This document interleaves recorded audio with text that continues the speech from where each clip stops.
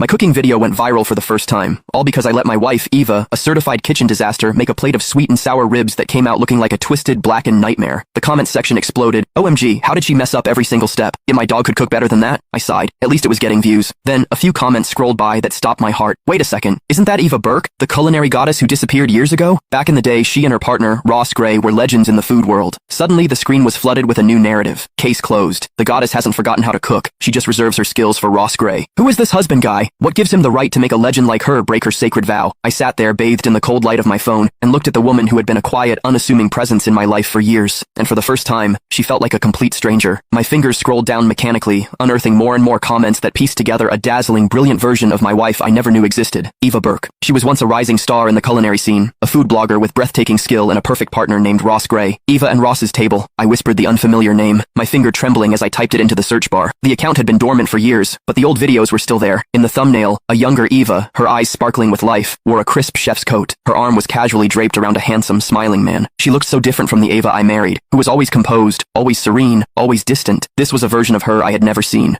brimming with confidence and passion. I clicked on the video with the most views. In it, Eva was expertly filleting a fish. Her hands were as steady as a surgeon's, the knife gliding effortlessly, creating slices as thin as dragonfly wings.